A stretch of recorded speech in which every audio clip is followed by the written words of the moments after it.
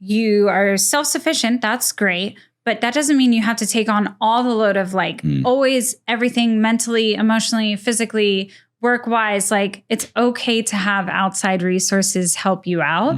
And I think that's really hard for a lot of people because we live in this really like hustle, you know, boss bitch, grind like culture. Yeah, like, and that's cool. Like that's good. You should be working really hard towards the things that you want. But at the same time, it doesn't have to be this, it's just you in it. You're not in it by yourself, you know? And I think the hustle culture almost makes it like that, where it's like, you're in it, just you as a single soul thing. And it's like, but you're not. Hey everyone, I'm Constance Nunes from Netflix Car Masters, Rest to Riches. And I am here on Everforward Radio to talk to you about moving forward in life, fulfillment, happiness, and what to do if your dreams don't work out sometimes.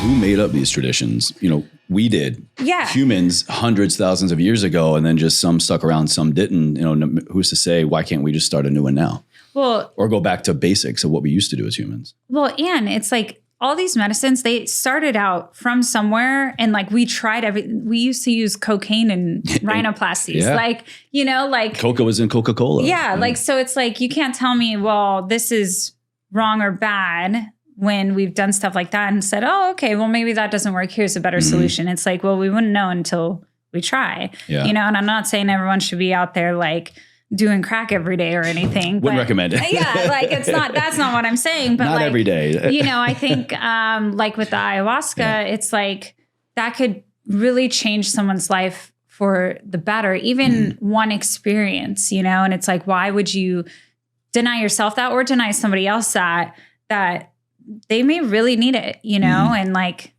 I don't know. I just don't understand anyone that would be against something like that. I used to be a person against something like that. Really? Very much, you know, growing up in a conservative household, Southwest Virginia, the Bible Belt, grew up very religious, went to even a small private Christian school. So there's conservative and then there's religion and then there's small town, all those kind of compounding. You really, you grow up and you're told yes, no, right, wrong, good, bad, heaven, hell, all these things, and certain elements like plant medicine, like drugs, we say now, have always kind of been put into that category. And for me personally, up until about like 2 years ago, I was that guy. I was like, that's wrong. You're a bad person, judgment. And then I got cracked wide open with one experience, and I love living in the gray now. Yeah, yeah. I think it's all about like what you're comfortable with too, right? And that can be brought on like really slow. No one's saying like go out there and just start going like crazy, you know? But like obviously be comfortable with what you are choosing to do, but be open, right? Like even if, and I think that applies to anything, like not just like psychedelics or anything like that. It's like, just be open. I may not agree with you, or I may even find like what you're doing wrong, but it's not my place to dictate what you're doing with your life. If and when maybe until it causes harm or infringes on you, you know? Yeah. If you're not hurting anyone or yourself, let people live their life. Like it's not, you know, that's not weighing your life down. So why do you care? You know? And it's like, maybe in the future, maybe you need that experience, you know, and now you've been judging this person, right? And that's a weird mental game to be playing too. And it's like, I just think people need to be more open that maybe you wouldn't do it, but it's still okay. Like let other people live their life, you know, and maybe you'll change your mind. Maybe you won't. Like that's cool too. And they should accept that you feel that way. I'm not sitting here under the impression that everyone's going to feel the same way I do either, you know? Yeah. But, you know, trying stuff just for the sake of trying it and to hopefully get out of judgment is one thing. But if you are open to talk about, you were sharing with me earlier about, you know, your father kind of battling health concerns, and that for a lot of people, when it comes to especially life or death or a very serious illness or injury, it kind of gets people more curious about trying other modalities, right? I think it opens your eyes a lot. I think when you deal with something that's a life and death situation, you change a little bit as a person and you're much more accepting of not of a like whatever it takes, but definitely is there another option? Is there a possibility? Yeah, because there's these, like with my dad, he was suffering with esophagus cancer, chemo, radiation, all the traditional means, surgery, all of that, which was very successful in certain aspects. Great, yeah. But then the aftermath is, radiation and chemo does horrors to you.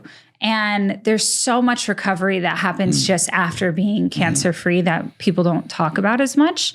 And there's pain and there's mental trauma and there's all these things. Yeah. And, over-the-counter medicine is not always going to help with that. And whether that be trying other alternatives, or even if it's something that's not necessarily medicine in the form of something you're ingesting or smoking or whatever, self-help, other groups of people that have been through the same thing. It's a collective of all these things, right? Emotional therapies, physical therapies, mental therapies. Yeah. It all matters, especially at end of life or perceived end of life. You want to get the head and the heart as much in alignment as possible. Yeah. And you're open to doing what that would take and looking at options that maybe you wouldn't look at before, that now you're saying, well, if this is going to help, I'm willing to try. I'm at least willing to try. And you know what? If it doesn't, it doesn't. Like my dad, he tried many different things and he's still kind of working out what helps him best as far as handling pain, as far as handling his mental state. Sometimes he tries He's learning things. so much, I bet. Yeah. Yeah. Sometimes he tries things and it doesn't work, right? That was too much. That didn't really do too much for me, and it's a constant trying to figure it out until you find that perfect solution, right? But who's any of us to judge like anyone trying to be out of pain mentally and physically, in that situation? Like if it's something that's potentially going to work, then I'm all for it. When watching your father go through that and being with your family all during this process, did that trigger anything for you in terms of, all right, I really want to make my health, my wellness, my physical, mental, emotional, spiritual well-being more of a priority? Were you fine-tuning things? What, if anything, did that do for you? Watching my dad go through that was like probably the most traumatic thing in my life. My dad is my best friend, like everything to me. So holding his hand in a hospital bed just put me into a place that I didn't know that I was capable of being. And it was really scary. And I kind of went to a kind of dark place for a while because I thought that I wasn't going to have him anymore. And I had to actually confront that might be a reality, which you don't normally have to do, right? Like that's not something we're just doing every day. And now I'm dealing with that of like, this might actually not work out. And that's really scary. And I think for me, it kind of put into perspective of, everyone always says like, oh, that makes you realize life is short, right? And it's like, yes, it does, right? But it's a little too simplified and that's a little too cliche. Yes, yeah. It made me realize that my priorities of not that life was short and that I needed to be doing all these things before it was over and, jumping out of airplanes and doing all this stuff. It was more that I was doing a lot of stuff I didn't need to be doing. Like what really matters. Yeah. Like I was able to prioritize more of like, these things are really important and I don't spend enough time doing them. And these other things that I'm spending time on really don't matter. Like they don't. Yeah. And so it wasn't necessarily about going out there and, driving the fastest cars, like I said, jumping out of airplanes. You kind of already do. Yeah. But, I think people kind of take this, like, you only live once thing as like, okay, then go crazy. It's like, it's not, I didn't get that. Like, it was more of a reprioritize your life. What's important? Spending all the time that I can with him while he's here, because I don't know when he won't be. Building a life that was less based around what society deems as success and more based on what truly success was to me. And that was more like I'm building everything that I'm doing so that the people that I love are taken care of, so that I can spend time with them, so that I can have beautiful moments that are not elaborate or expensive or anything like that, but just they're moments, real moments in time. So it really gave me a clearer perspective. I think at that time I was also just I was getting divorced at the same time. That was happening with my dad. We were going through a pandemic. So it was a lot of the world. Eye of the hurricane. Yeah. But I took it as kind of like the world trying to tell me like, hey, like you're doing this and it's fine. My life was fine. And I was doing things the way that I had the intention of them going the right way. And I was having the intention of being really happy. But that whole situation collectively made me realize like, well, is this what truly makes you happy? Are you spending your time the way you really want to? Are you doing all the things that you really want to do? Maybe you aren't. Maybe you just think that you are because you've painted this picture of what your life should look like instead of going for what you actually want it to be. That's such a good point. It makes me think of when we are in a routine with our life, with our family, you know, anything and everything contributing to what makes up our day. It can be all well and good, but what if we just ask the question, like, does this matter? Am I happy? We forget to ask hard questions when life is maybe not hard. Yeah, I think a lot of people, and I did this as well, like I said, paint a picture, right? Of like, this is what I want in my life. This is the house that I want. This is the partner that I want. This is the career that I want. These are all the things that I want. I want them to look exactly like this. But the problem with that is, and knowing from personal experience, when that doesn't work out, it crushes your entire world. And you don't know what to do with yourself because all you've ever envisioned is this picture. Instead of picturing, well, maybe I don't need this exact house the way that I painted it in my mind. Maybe I just want a home. Maybe I just want a home where my family can live and be happy and have a roof over their head and food on the table. Maybe I just want to actually really love where I live. Yeah. Wherever that may be, whatever that looks like. Yeah. And I think people have to start like disconnecting a little bit from what that exact picture may look like, because sometimes it doesn't work out. Yeah. Like that's just a lot of times it doesn't. Yeah. Like, or at least not how exactly we have in mind. Yeah. I think the goal should be less specific. Like get off that picture. Just get on the points that are important and go for those and go for them. And when they don't work out, just, all right, on to the next. Like things can be devastating. That was probably the hardest time in my life. And I definitely didn't think that I was going to recover from that. You don't think you will. Yeah. And I think that I'm still working through a lot of things and trying my best to do that. But, you know, there was definitely a time where I was like, I don't know that I can keep going on with all these things happening. And I just literally every day would just say, okay, if I'm waking up tomorrow, that's another day. I just have to get through another day. And as long as I get through another day, then I'm going to be good. And I just did that every single day until it didn't feel like I was thinking about it anymore. Oh, I love that. Yeah. Yeah. What is that called manifestation? Yeah, I guess kind of. I'm only year 4 in LA. I haven't quite gotten to manifestation level yet. Yeah, in LA, we're all like hippie dippy moon children. Getting there. I was like, I see the rock over there, you know, all the crystals. Yeah, we're a little low on crystals. Can we get, do we have a crystal guy? We need all the energy we can get. But honestly, even stuff like that, right? Some people think it's totally kooky and weird. But to me, I'm like, I have them in my house. And it's like, you know, even if it's not doing something, I feel like it is, and it makes me feel good. And I look at it and I smile, and that's enough. Yeah. Like it brought a smile to my face, and to me, cool. It did its job. That's what I needed. So ooh, love that. I'm with you. I used to kind of think the same thing. But you know, now it truly matters what you're doing and what you're attracting in your life and what you believe about it. Yeah. And if you have a belief wrapped around a practice, a person, a habit, then that is going to shape your reality.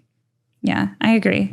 It's definitely about just finding those things that you can connect with really deeply. And like I said, something as simple as it brings a smile to your face. If that's happening, then do it. We could all use more smiles. Yeah. I'll take it. But I want to get into what you do.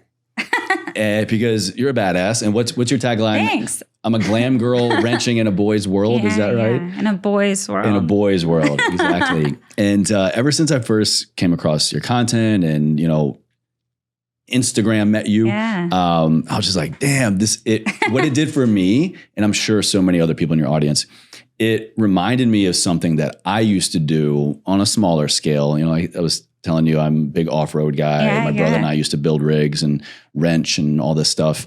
And it like something we have at our home that may or may not do anything, but it inspires us and takes us to an emotional state of, this is so cool. And it's so cool what we can do when we get a little dirty and we think and dream big and probably watch a lot of YouTube videos to figure shit out. I mean, I'm old, so I was building cars before YouTube was the thing. Very true, yeah. I mean, it would have been so helpful, though. Like, kids today have it We used to use forums. Did you ever hop on, like, forums? And it was just thread after thread after thread. And fuck, I lost it. I used to have to, like, hide behind a guy's, like, username. Oh, shit.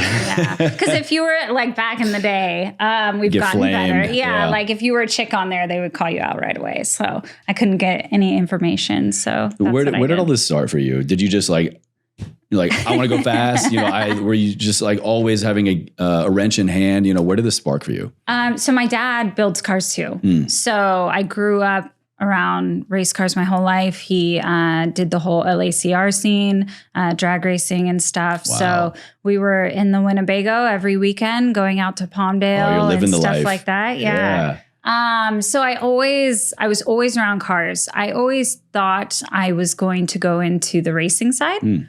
When I was like really little, I always wanted to be a race car driver. And at the time, other people in the industry said that it was only for boys. So it wasn't really an option. There was just no avenues. As much as my dad was, you know, trying to make that a reality, it just wasn't. Like, girls racing girls in automotive weren't a thing yet. I remember when Danica popped out and everyone's like, who the hell? What the hell? Exactly. Yeah. So there wasn't really opportunity for that, especially at that young of an age. So that dream kind of died and I just started building, and I was always helping at shops and with my dad.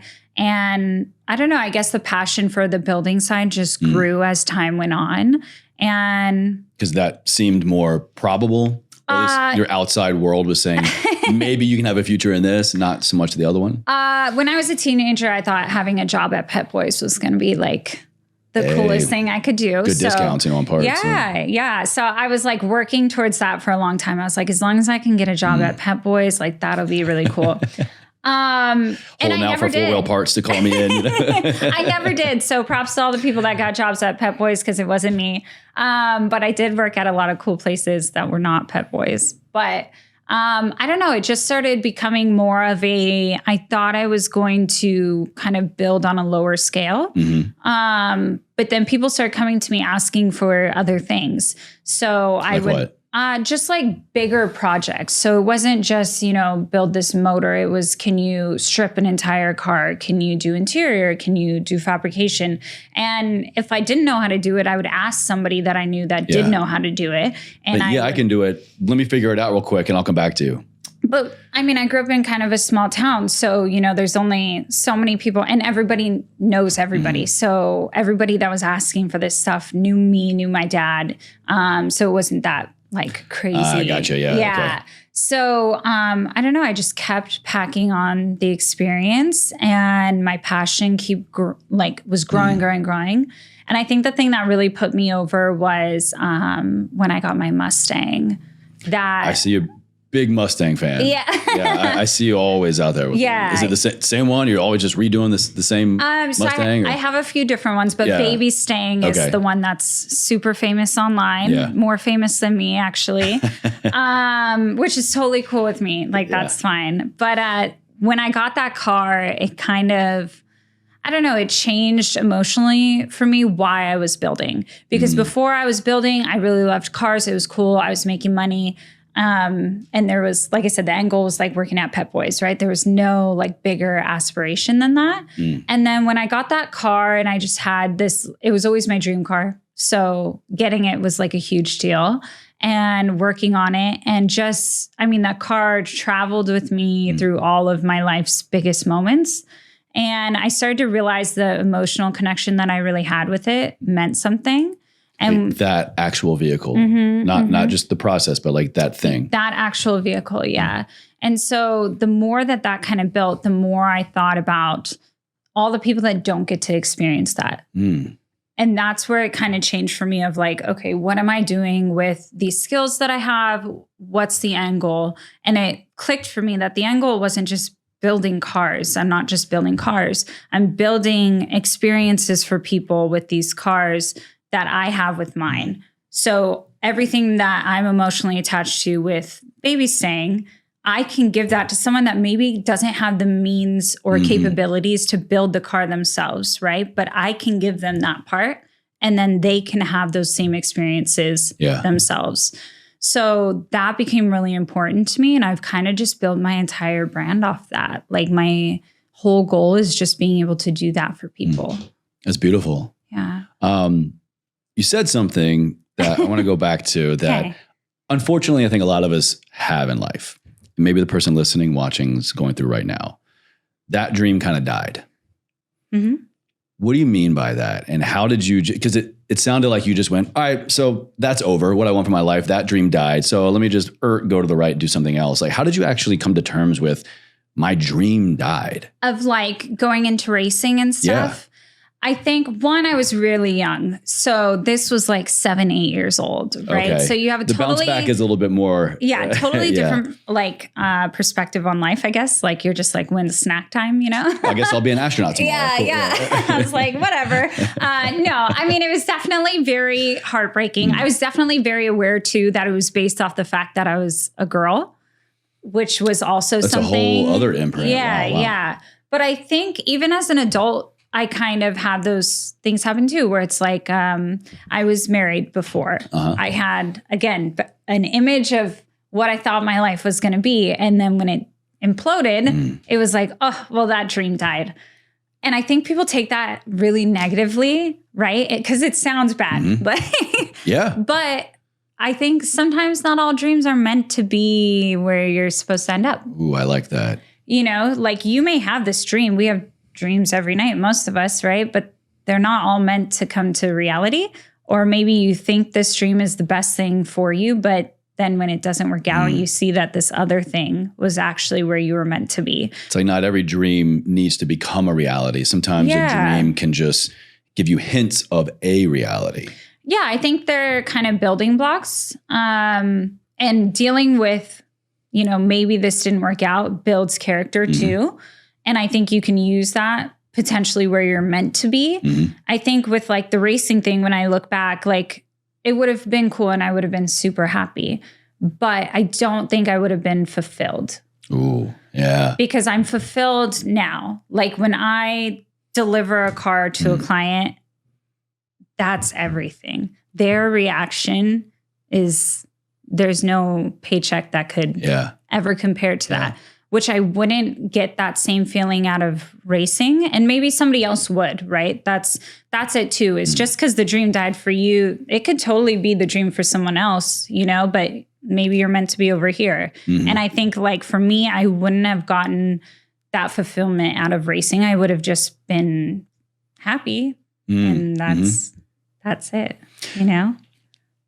Do you think, is there a difference between happiness and fulfillment? Can we be happy and fulfilled at the same time? Are we maybe trading one for the other? Or what does that look like? I think you can be definitely happy and fulfilled 100%. And that's the goal, right? Is to kind of have both. Yeah, that's the goal. Yeah, I think there's days, like even for me, where I'm super fulfilled with what I'm doing, totally not happy that day. It's a miserable day. Something in the shop's not going right.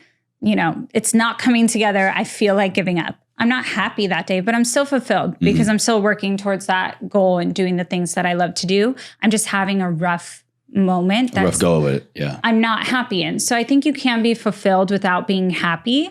And I think that's like a cycle, right? And then the goal would be to get to a point where you're happy and fulfilled all the time. So I think also you could be happy and completely unfulfilled. Yes. Yeah. Because I think, I don't know, I keep going back to that picture thing. It's like, you could be happy, right? You have this picture, you got everything you want. So you got the perfect house, spouse, kids, car, whatever it is. you're happy because that's everything that you wanted, but are you fulfilled? Because maybe on paper it sounded really good. Maybe on paper it was everything that you thought. But now that you're living in the reality of it, it's not that great. Yeah. What I'm kind of hearing in that, what it makes me think of is like happiness is what we have, and it's what kind of outside looking in seems right.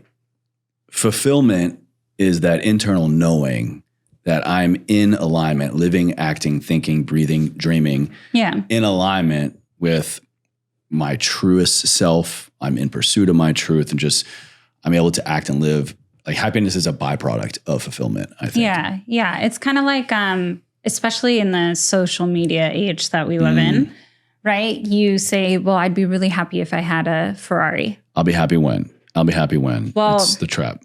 Cool. Now you have a Ferrari.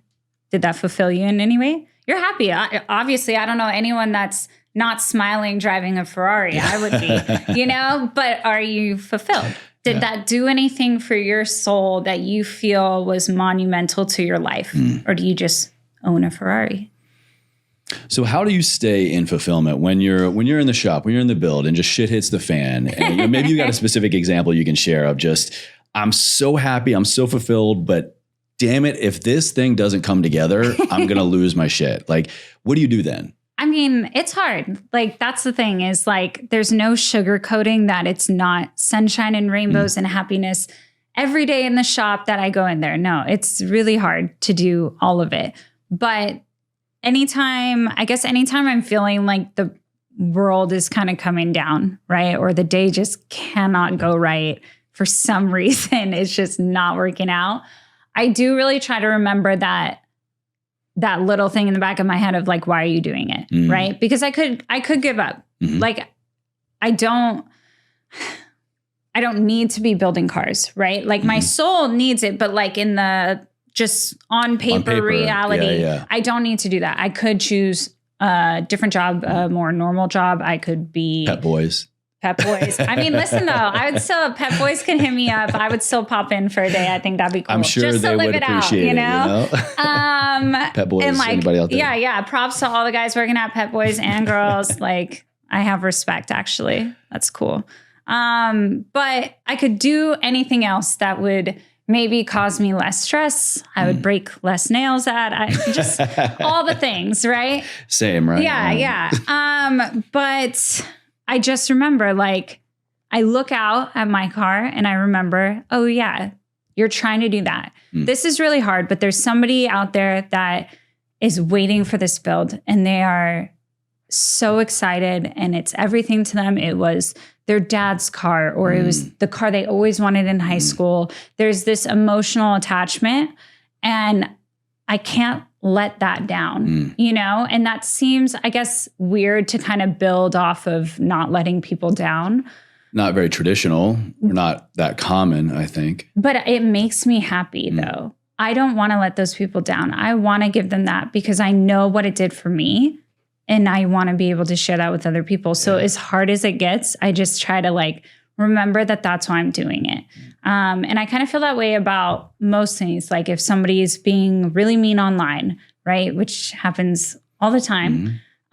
Which I feel bad for anybody that's mean to Constance online because you don't know what you're in for. I'm sassy. I talk back. But, like some people are really cruel. Like the world can be really dark and people can be really mean. And sometimes it gets to me. Anyone who says that stuff never gets to them is a liar. Like, it's just not true. It will get to you in some capacity. But then I'll be driving around my car. A little girl comes up. She's so excited about it. And then I'm like, yeah, this is why I'm doing it. This is why, And does that come with hard times or struggles or insecurities or, a number of negatives, I guess? Yes. But the positives are so much greater. And back to the fulfillment thing, there's nothing else that could be interchanged with that for me. So when you're in your car, baby staying, or any one of your other amazing machines that you're working on, you sometimes probably go pretty fast. I like to Yes. I mean, yes. But I am very, I do believe in being safe on the road. Right. You're on a track, let's say. Yeah. Okay. You're no stranger to the red line. Yeah. What is it like there? Is that something innate in you that it's like only natural that what you do and how you do it, like there's no other reason why? There's, I don't speak good sometimes. It's like, is that just something innate in you that like, it's no wonder that you're doing what you're doing and how you're doing it because that needs to come out? Like, what is it like living kind of life in the red line sometimes? That's kind of hard to explain. I mean, like in those experiences, do I feel like I'm not even thinking about it? Like that's just like, is me? that's living? Like some people, like I guess adrenaline junkies, chasing just like that extremity in life. Yeah. Is that you, or is it kind of more of like I appreciate these times in my life? I definitely appreciate them. I've been very lucky to have a lot of very amazing experiences, very crazy experiences, things that most people would never do in their life. And I am thankful for that every day. I think for me, it's weird. I'm not really an adrenaline junkie. Like I'm not the person, like if you're like, jump off this wall, I'm like, I'm good. Like, or like skydiving, like, like I'm all right. Like I'll just stay here. When it comes to like driving and stuff like that, I feel like I do get that little bit that I would be craving out of that. But it's almost more relaxing to me. Like interesting. When I am, like that's where you need to go to kind of come down. Everything just goes away. That's just like silent bubble space for me. Flow. And it's slow. Like we're going really fast, but it feels slow mentally. Yeah. So for me, it's more of like an escape. What other versions of escape do you have? Because you perform so much and so well.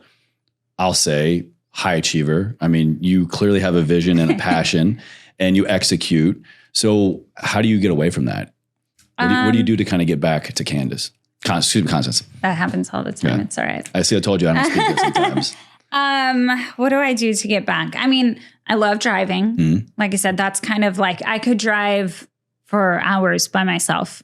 Like I love to just the radio, just cruising. Yeah. So that's a big escape for me. I think my friends and family are a big escape for me because they force me to slow down.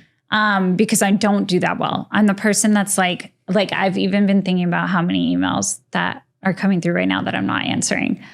So it takes a lot for me to kind of like get out of like constant work mode. Like I'm the person that it could be 2 a.m. and I think of something and I'm like, okay, got to get on the computer and like source this part. I figured it out. Like I got to do it now. Not, okay, I figured it out. I'll get to it in the morning. I'm not like that, which could be a negative trait as well.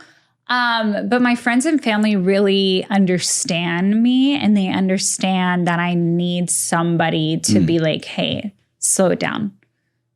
Put your phone down. Great. Close the computer. Like come sit outside. Like I love just like sitting out in the backyard under the stars, just like Fleetwood Mac playing, just, but I need someone to be like, hey, we're doing this. And once I'm in, then I'm good. Now I'm slowed down. I'm relaxed. Like, cool. But I definitely am that person that needs somebody to kind of like give me the kick in the butt to do that. Cause I would go 24/7 if I didn't. So I'm really grateful that my friends and family are kind of the thing that drives that actually. That's amazing. I'm so happy for you. Yeah. We don't always get those people in our life, or at least have the awareness enough to know that we need somebody like that, to kind of reel us back in a little bit. Yeah. I think it's totally healthy to have like, I think we put a lot of pressure on ourselves to be like all self-sufficient all the time, whether that be, especially when you're literally building your own life. Yeah. And like, it's like you are self-sufficient. That's great. But that doesn't mean you have to take on all the load of like always everything mentally, emotionally, physically, work-wise. Like it's okay to have outside resources help you out. And I think that's really hard for a lot of people because we live in this really like hustle, boss bitch, grind like culture. Yeah, like, and that's cool. Like that's good. You should be working really hard towards the things that you want. But at the same time, it doesn't have to be this, it's just you in it. You're not in it by yourself, you know? And I think the hustle culture almost makes it like that, where it's like, you're in it, just you, as a single soul thing. And it's like, but you're not. Like, you may be the majority in, right? Because it's your life and it's what you're doing, but it's totally okay to have a support system or a team, you know? Like, even at my shop, I opened my shop and I was the sole employee, owner, everything for the first year. First year, wow. And it was really hard. It was really hard. And I had friends that would come help me out sometimes, but... Yeah, it's really rare, especially, I mean, you hear about people starting their own business and you're everything for a while, but especially a store. Yeah. Wow. No, it was building, laying under cars, on the phone, the computers, on the toolbox. Like, I was doing everything. But it was because I was in that mentality too of like, well, I gotta prove that like I'm doing all this and I'm hustling and I'm working and I'm nonstop and I'm all this. And then I realized, or I can hire in a tech, get more work done. It's okay to have help and have support and build this whole thing. And now it's like, what's happening at my shop, that's my family. The people that are there, those are my family members, and we're all in this together. And even though it's my thing and it's my life and these are my goals, they're in it with me too, and that's okay. That's so beautiful. I love that. Yeah. I wish, honestly, I could even adapt that mentality more. That's a great reminder. I wish so many more people, especially this day and age of, I'm building my own life. I'm an entrepreneur. I'm side hustling. I'm whatever. I'm the architect of my life. If we had that mentality, I think it would allow for a lot more inclusiveness and it would prevent a lot of potential self-ostracizing from the people that really care the most about you. Oh, you end up burning yourself out. Like, true. Crazy. Yeah. Like, I was like on the edge all the time, like no sleep. I was super unhappy because I was stressed out all the time. Everything was always on me. I felt very like I couldn't even let something go to someone else. Yeah. Because like, oh my gosh, well, what happens if like they don't do it exactly the way I would do it? And that stresses you. Like it causes all these things when you realize these people love you. They care about you. They want to help you. They want to be included and make sure that you grow and you're successful. And in turn, you do the same for them. Like anyone that works for me, I hope they outgrow me. Like I don't want them, like as much as I want them to stay because that's my family and I love them and I appreciate everything they do and they're amazing. I want them to go. If they got a better opportunity, go for it, please, because I want you to do well. I don't want you to stay here. You're helping me with my goal. Now let me help you by kicking you out the door. Amazing. Like, that's badass. Yeah. I just think like people, they don't think it in that big of a picture. And like I said, our society is so obsessed with this like hustle grind culture. And they, especially for like young kids, they give them no direction on what that even is. What is that? What are you hustling to do? Yeah. Why? Because, and then if they're not having the best job right away, if they don't get into the best school, if they don't have a house by 25 or kids or whatever it is, whatever those hustle mentality, if they're not traveling the world or on private jets or Ferraris and whatever, it's like they feel like they failed. And it's like, you don't. Thanks like, a lot, TikTok. TikTok drives me crazy. The worst. We out here trying. I'm not on it as like, I just need that mental step back from social media. But I mean, like, I appreciate, I guess, the intention of hustle culture, but the product is bad. I agree, or at least the majority. I hope we're getting better. And I think a lot of people are about it. A lot of people are waking up about, why am I really doing this? I went through something similar pretty much right after I moved to LA, like 4 years ago. LA is hard. It is. She is a beast. And I was feeling it. Yeah. And so I adopted that culture. I was like, all right, cool, Chase, get up 5 a.m. You've got to get as much done or more done from everybody else by 8 a.m., blah, blah, blah. And I just realized, like, I'm so tired. Like, nothing's making sense. My sleep is suffering. My workouts are suffering. My relationships are suffering. am I even really that much more productive, or am I just showing myself and showing everybody that, hey, look at me, look at what I'm doing when I'm doing it kind of thing. And I ditched that a while ago. Well, and you probably weren't happy. No. Yeah. I was not happy, nor was I fulfilled. Yeah. Now I'm happy and fulfilled. Yeah. It's like, it's fine to slow down a little. Like I said, it's fine to accept help from others a little. You're still hustling, boss bitch, whatever title you want to put on it. I am a boss bitch. Yeah, like that. You're still that. If you slept in a little bit today, or if you needed somebody to help you out with a task because you have 10 on your plate, like you're still that. Like that's still fine. Real boss bitches get 8 to 9 hours of sleep. I'll just throw it out there. Right? I mean, let's normalize good sleep. I mean, I love sleep. I'm like that person that like, if I could get a nap in, I will get a nap in. Sleep's my favorite. But I have to work up to that 8 to 9 hours. I'm at like a healthy like 7 right now. Okay, good. Okay. We'll say 7 to 8. Perfect. But I make sure I'm like, all right, I have like my sleep tea that I have. I do that so that I know half hour later I'll be knocked out. Yeah. She knows. Yeah. Walk us through, what kind of little rituals, wellness practices do you have to sleep to like keep you performing at your best? I feel like I definitely don't have like the Pinterest, Instagram perfect, like here's our morning routine or night routine. I'm like, it's fluctuating. It depends on what day of the week it is. But there are a few things that I do try to like keep in the rotation pretty like heavily. I'm a big fan of collagen water. Ooh, yeah. I think just like as far as like the benefits that it does for you, I'm really into that. Meaning like you add collagen to your water, or you have a collagen water? Yes, but they already have it like pre-done. Yeah, now. Okay, yeah. Yeah, no, they've come a long way with that. So you don't have to do like the powder. I'll have to get you hooked up strong coffee here. It's collagen and coffee. I have some of their stuff actually. Oh, you know. She knows. Yes, all right. I do. That's the best. I do. Coffee, collagen, MCTs. Yeah. I didn't drink coffee until I was going through my divorce, actually. And then I needed time to get a little caffeine, help. But now I'm obsessed. But I try to even keep that at bay. Like I went through a phase where I was like coffee every day. And then I was like, maybe in the afternoon too.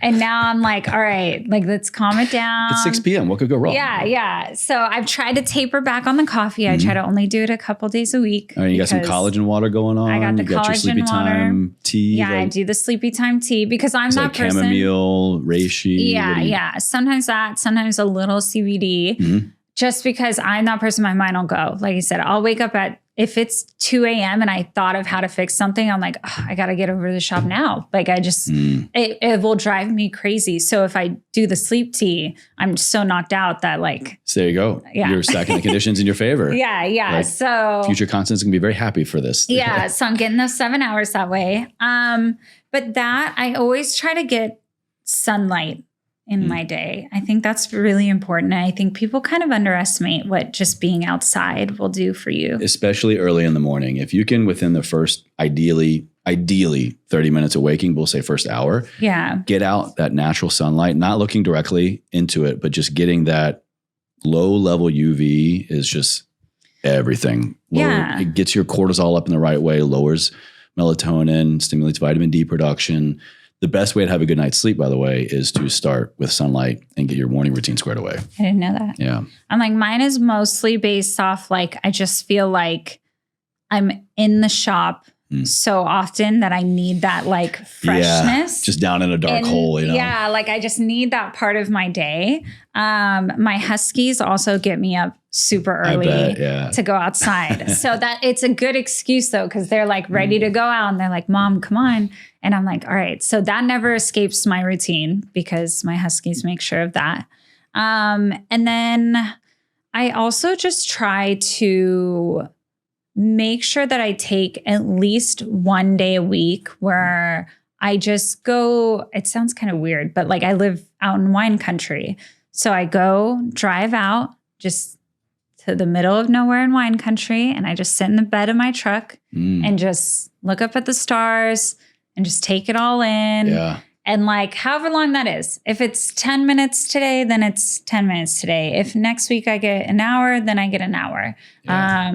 But I just try to like tone out everything, just any amount of time. So I try to do that a lot too. And I feel you. I mean, like all the normal stuff, you eat well, you drink water, things that everyone would say, I guess. Well, I was just curious, if she's got a baby staying health hack we don't know about. Yeah, no, like I said, collagen water is kind of like my big one. Like I'm obsessed with collagen water. I give it to everybody. If they haven't had it, I'm like, you got to try this. It's so good for you. An easy way to sneak in a little bit of extra protein in the day. So many people could probably use an extra 10 to 20 grams. I mean, it's not going to hurt. Well, hair, skin, nails, gut health. Yeah, I'm not. So I used to be a professional athlete at a much younger part in my life. I was a competitive cheerleader. Okay. Like the whole bring it on, all of it. Oh, it's already been brought in. Yeah. See? But so I got to a point where my body was like, we're not doing this anymore. And I was like, that's cool because I push around no cars. More spear fingers, yeah, none of this. Yeah. I just couldn't do it anymore. But that was like, you don't go to the gym because you have that. Like you're totally set. And you're young, so you can eat whatever, in and out every day is no problem. But you're not supposed to do that now? I mean, you could probably get away with that. Okay. If you say so. But then I was like, well, I push cars around every day. I pick up parts, whatever. And that was kind of just my workout routine. And then I started to get a little older and realized like, that's not really going to hack it anymore. So I got a trainer who's a saint because I'm terrible to train. I'm the worst. But he's amazing. But one of the first things he was like, you need more protein. He's like, it's not just like, don't feel like it's just you. He's like, generally, most people just do not realize how much they need. And that was a good substitute for me because like the straight up protein powder, I'm like, I can't do it.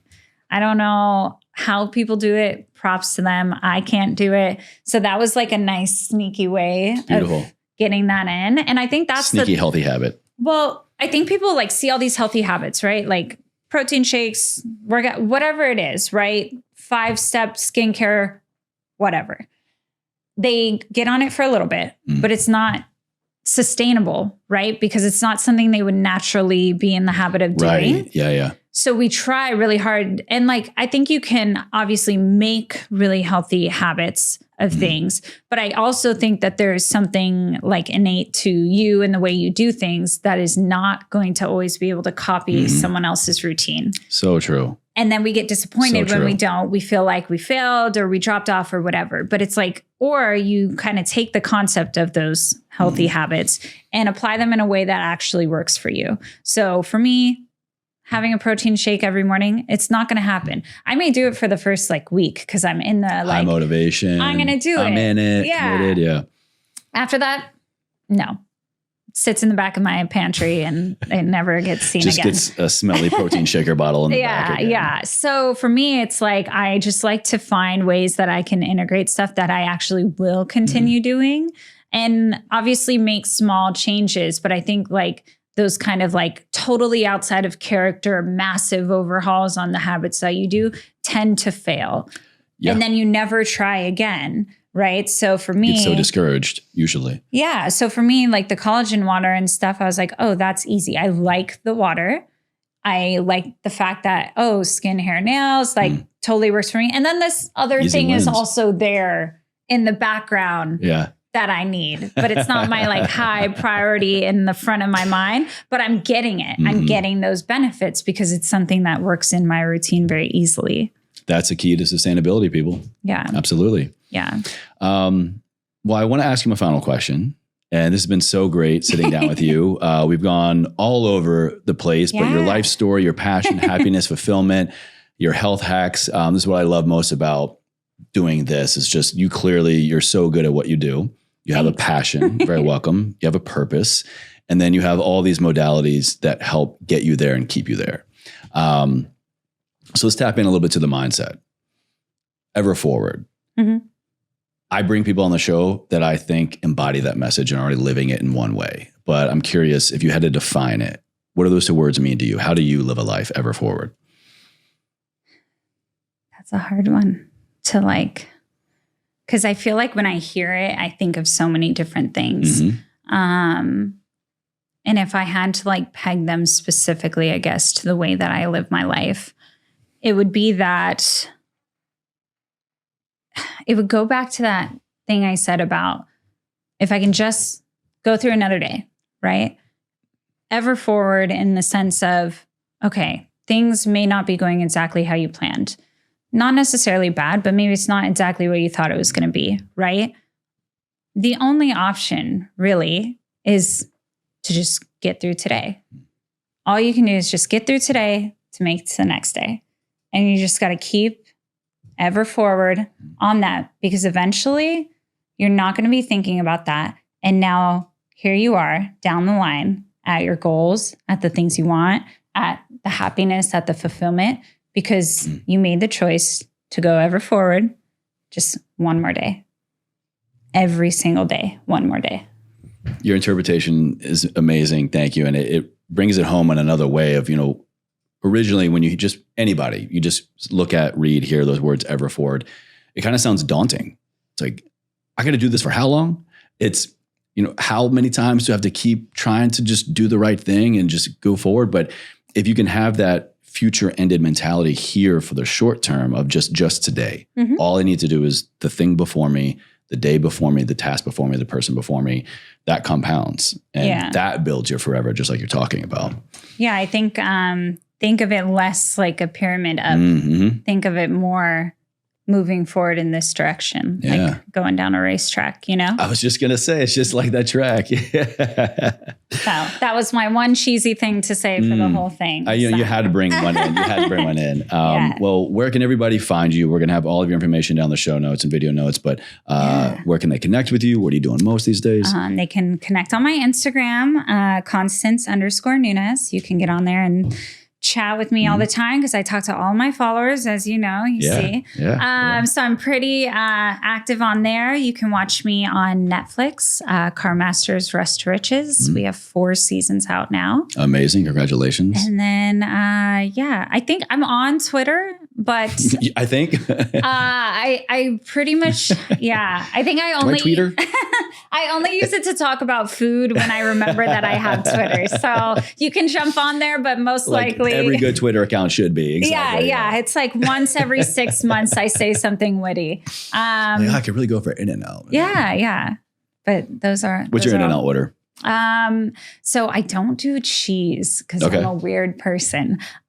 You like what you like, you don't what you don't. So I do the hamburger. I don't do the spread.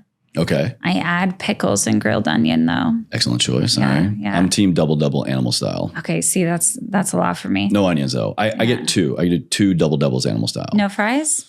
What fries? Well, of course. Okay. Yeah. Ooh, well. That's the move with the fries. Fries well, it's a little extra crispy. Yeah, no, I do just the fries how they come, however they come out. Maybe I'll add a little salt just because, Stay salty. Why not? Yeah.